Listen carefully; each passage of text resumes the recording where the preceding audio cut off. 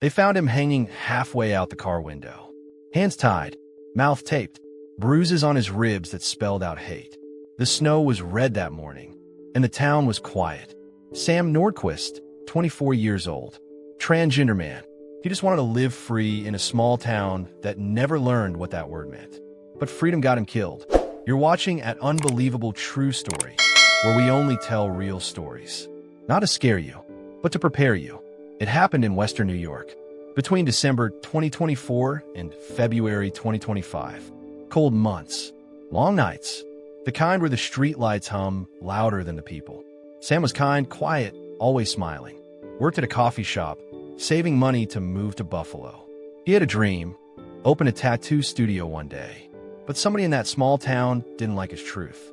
It started with whispers, then messages on his car. Then one night, he didn't come home. 3 days later, a truck driver spotted something strange by a frozen field. That's where they found Sam. Tortured, broken, left to freeze. Police said it was a hate-motivated attack. But folks around town already knew who did it. They just didn't want to say. 1 in 4 men will be assaulted in their lifetime. And most people freeze, not because they're weak, but because they've never been trained what to do. There's a course for men in the description and pinned comment, built by real combat trainers. It teaches how to stop threats fast, protect your space, and fight with purpose. You don't need experience, just the will to survive. Now stay with me, because we're about to break down who did it, how they got away, and the one moment Sam could have escaped. If only someone had listened. Let's get into the full story. It was February 2025, Western New York, middle of nowhere. Just white fields, quiet roads, and trees that looked tired. A truck driver was the first to see him. He thought it was a mannequin at first. People always think that. But when he got closer, he saw the truth. That was Sam Nordquist, 24 years old. He'd been missing for 3 days. His hands were tied. There was tape on his mouth, marks all over his arms and face. Someone hurt him slow. Someone wanted him to suffer. Police showed up fast. Ambulance came too, but there was nothing to save. The driver said he looked like he'd been left there for a while. And he was right. The snow around him had frozen hard, like it had been stepped on again and again. This story is based on real events reported by police and news sources.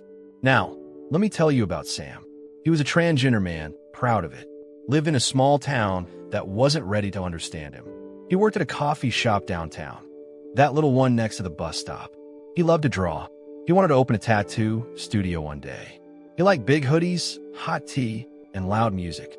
He was the kind of person who smiled at strangers. He'd help old folks with their groceries. But some people didn't like his smile. They didn't like who he was. That winter, Sam told friends he was getting weird messages. Stuff left on his car. Notes on his windshield saying, "We don't want your kind here." He tried to laugh it off. Said, "They'll get bored." But they didn't. It was December 2024 when the first threat came. Someone threw a brick at his window. Police came, but nothing was done. They said, probably kids fooling around. He believed them because he wanted to. He didn't want to think his town hated him that much. The days got colder. He worked double shifts. He was saving up for a move to Buffalo, a bigger city, more people like him. He told his best friend, just 1 more month. Then I'm gone. That month never came. The night before he went missing, Sam left work late. It was snowing, soft and quiet. He texted a coworker at 9:18 p.m., home soon. Need sleep. That was the last message he ever sent. Police say he never made it home. Somewhere between that coffee shop and his apartment, someone stopped him. Maybe it was someone he knew. Maybe someone who had been watching him. Nobody saw it happen. No cameras on that stretch of road. Just darkness and snow. 3 days later, a man driving Route 60 pulled over to rest. He saw something strange by a frozen ditch. A gray car with the door open. He got out, looked closer, and froze. He called 911. Said, "There's someone here. They ain't moving." When police arrived, they treated it like a crash at first. But the closer they looked, the more wrong it felt. No skid marks. No broken glass. Just a body and signs of a fight. Inside the car was Sam's phone cracked. And on the dashboard, written in marker, was one word: liar. They said the body showed signs of torture. That he'd been beaten, maybe burned, maybe worse. But the coroner's report hasn't been fully shared yet. Family said they were told hate crime. That word hit like thunder, because everybody already knew in their gut. People in that town had whispered things for years. Cruel things. And now it had gone too far. When word got out, the coffee shop closed early. Candles were lit outside. Photos of Sam taped to the window. The whole town looked like it wanted to hide. See, folks like to say, this stuff doesn't happen here, but it always happens somewhere. And every somewhere starts with one person getting ignored. According to the CDC, 2022, 1 in 4 men will experience violence from someone they know in their lifetime. It ain't always strangers. Sometimes it's folks right next to you, coworkers, neighbors, even friends. That's why we added a real self-defense course, made by law enforcement and martial arts trainers. It's in the description and pinned comment. 1 hour that might save your life. Back to Sam. His mom said she had called him that night, but he didn't pick up. She thought he was tired. The next morning, she drove to his place. His car was gone. His phone went straight to voicemail. She filed a report, but police told her to wait. They said, he's an adult. Maybe he just needed space. 3 days later, she got a call, and her whole world broke. When she got to the scene, she begged them to let her see him. They said no. They said she didn't want to remember him that way. But she said, that's my child. I'll remember him any way I have to. Neighbors started talking. Someone had seen a pickup truck parked near that road around 10 p.m. that night. Dark color, no plates. They said it looked familiar, like a local man's truck. Police looked into it, and that's when names started coming up. People Sam had known for years. People who'd laughed in his face and called him buddy just days before. Now the whole town had to face it. The hate wasn't from strangers. It was homegrown. Sam didn't die in some big city. He didn't die because he was in the wrong place.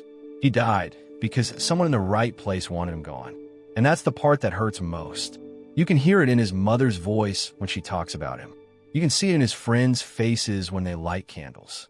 It's that feeling that stays, that voice saying, we should have done more. But the thing is, Sam wasn't just a victim. He was a fighter. Even when life kept hitting him, he kept showing up. And that's what makes this story so heavy, because you know he didn't deserve this. When the police started digging, they found out Sam had been scared weeks before it happened. He told a coworker, somebody keeps watching me. But nobody believed him. Not because they didn't care, but because that kind of evil didn't fit the picture of their quiet town. Everybody thought they knew each other. That's the problem with small towns. You think hate can't hide next door. Detectives started by checking Sam's phone. It was cracked, like someone had stepped on it. Inside, they found texts, a group chat, messages that looked normal at first. But buried inside were threats. Words like, you ain't real, and we'll fix you soon. Some of the numbers matched people Sam knew from work. One of them was a man named Tyler. He used to hang around the coffee shop, always joking too hard, always watching too close. Police brought him in for questioning. He said, I barely knew the guy, but his phone told another story. He'd messaged Sam days before the attack saying, let's talk like men. And then another text, you can't hide forever. Detectives knew right then, this wasn't random. This was planned. Now, I'm going to tell you something most people don't like to hear. Hate don't always wear a mask. Sometimes it wears a uniform. Sometimes it drinks coffee beside you. Sometimes it says good morning while sharpening a knife in its heart. They found security footage from a gas station on Route 60. A dark pickup truck, same one neighbors saw near the field. Time stamp, 9:47 p.m. Just minutes after Sam's last text. Tyler's name came up again. He owned a black pickup, said it was parked all night, but cameras said otherwise. When police checked the tires, they matched prints found near the ditch. That was all they needed to dig deeper. They searched his house, found rope in the garage, found burned clothes in the backyard fire pit, found Sam's necklace in a drawer. Tyler said, I don't know how that got there. Detective said, you're lying. Now, you'd think that'd be the end, right? That they'd lock him up and call it justice. But life don't work that clean. See, Tyler wasn't alone. He had friends, 2 others. One of them, his cousin Jake. And Jake, he used to date one of Sam's friends. That's how it started. Jealousy, pride, confusion, hate. Mix that up with alcohol, and you got poison. When police brought Jake in, he cracked fast. Said they just wanted to scare him. Said they took Sam to an old barn outside town.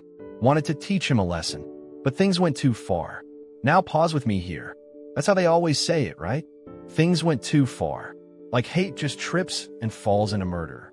No, man. Hate knows where it's going from the first step. Jake told him. Sam begged. He said, "Please. I didn't hurt nobody." They laughed. They beat him. They tied him up. Then left him his car after he stopped moving. Cold wind. Dark night. Nobody around to hear. When police found the barn, they found blood on the floorboards. Found duct tape with fingerprints. Found Sam's shoes. And that was it. Tyler, Jake, and one more man, Mark, were all arrested. Now, let me be clear. These are real people. Real names. Real pain. This story's been reported by police and news sources. It ain't no movie. This happened in New York, 2024 to 2025. When the story broke, it hit the news like a storm. Reporters outside the courthouse. People crying in the streets. Some angry, some scared. Because everybody realized something ugly. This wasn't an accident. This was hate with a plan. Sam's mom spoke to the cameras. She said, "My son was kind. He was strong. He didn't deserve this." And you could hear her voice shake when she said "my son," because she had to fight for that word. People kept calling Sam by the wrong name, even after he was gone. That's how deep the disrespect runs. Even in death, they tried to take his truth away. But the truth had already burned into everyone's heart. You can't unsee a crime like that. You can't unhear it. The police chief said it plain. This was a hate-motivated attack. And when he said that, it was like the whole town exhaled. Finally, someone called it what it was. Now, you'd think after all that, folks would rally together. But no, some went silent. Some said, "Let's not talk about it anymore." They wanted the pain to disappear fast. But justice don't move that quick. And pain don't fade just because you stop saying the name. The trial started in spring 2025. Sam's mom showed up every day. Black coat, small notebook in her hands.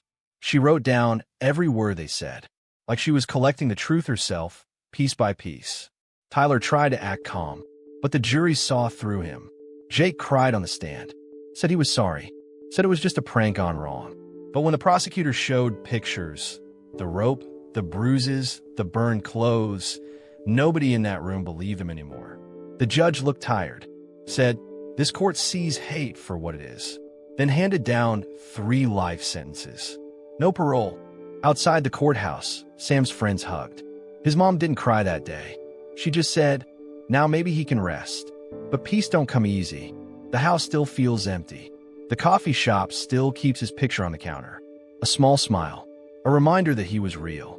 And maybe that's what hurts most, knowing how alive he was. How close he was to escaping that town. Just a few more weeks, he said. Just one more paycheck. He never made it. So when people ask why I tell stories like this, I tell them plain. Because silence kills faster than hate. Because pretending it don't happen don't make it stop. It was weeks after the trial when something new came up. A small thing. A phone message they missed the first time. Buried deep in Sam's cloud backup. Detective Alvarez was the one who found it. He said he couldn't sleep after the case closed. Something in his gut kept saying we don't have it all. So he went back through every file, every timestamp, every text. And that's when he saw it. A voice note. 37 seconds long. Recorded the night Sam went missing. The file name was just the date, December 22nd, 2024. When they played it, you could hear snow crunching, wind blowing through the car door, and then Sam's voice. Soft, shaking. He said, "Why are you doing this?" "I didn't do anything." Then a man's voice, muffled, saying, "You lied to everyone." Then a sound, a hit, then silence. That voice matched one man they hadn't charged. A man who worked with Tyler at a repair shop. Name was Chris Dalton. He testified as a witness in the trial. Said he didn't know nothing. But that voice on the tape, that was him. Detectives brought him back in. This time he didn't talk so big. He broke in less than 10 minutes. Said Tyler called him that night. Said he just wanted him to help scare the guy.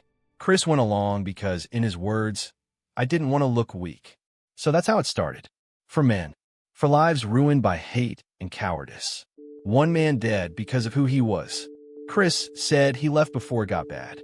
Said he drove away when Sam started crying. But the phone message told a different story.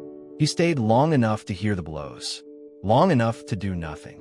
Police charged him with conspiracy to commit murder. He took a plea deal, 10 years.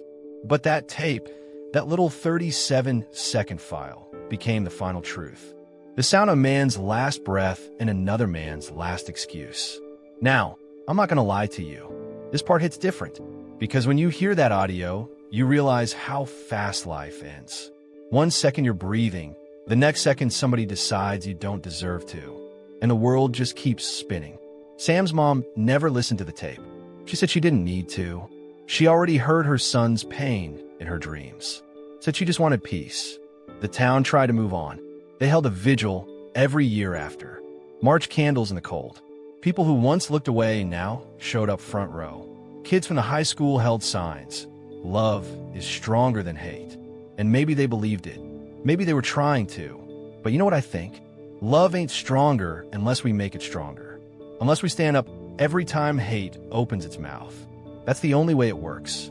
See, Sam's story ain't just about death. It's about blindness. The kind where a whole town says, we didn't see it coming, even when it's been right in front of them for years. People remembered the times Sam was bullied at school. How teachers said, ignore them. How neighbors said, he brings attention to himself. All those little excuses that build a wall around a victim until nobody can hear them scream. And the saddest part? He just wanted to live. Not special, not loud. Just live. Now, I don't tell this story to scare you. I tell it to prepare you. Because most people freeze when danger comes. Not because they're weak, because they've never been trained. That's why we added a self-defense course, made by police and real combat trainers. It's free in the description and pinned comment. 1 hour that could save your life or someone else's. According to the FBI, 2024, hate crimes in the U.S. rose over 30% in the last 3 years. And nearly half the victims knew their attackers. That means danger don't always come from the dark. Sometimes it comes from your own town. I think about that a lot. About how Sam's story could have ended different if just one person had stepped in. If someone had followed up on those messages. If police had listened the first time he said he was scared. But if don't change nothing now, all we can do is tell it, share it, learn from it. Sam's mom started a small foundation after the trial. Helps other young transgender people find safe housing and therapy. She called it Sam's Second Light. She said, if my boy couldn't be safe in this world, maybe his name can help someone else be. That's strength. That's love that don't quit. She still visits his grave every Sunday, brings a thermos of tea, his favorite, sometimes talks out loud to him, tells him about the weather, about how the world's trying to change little by little. And maybe he hears her, maybe he smiles somewhere, but the town still remembers that winter. The empty roads, the flashing blue lights in the snow, the sound of wind whistling through a broken car window. It's the kind of memory that don't melt away, even when spring comes. And that's what this story leaves you with. The cold truth that hate don't die by itself. It takes people, real people, to kill it.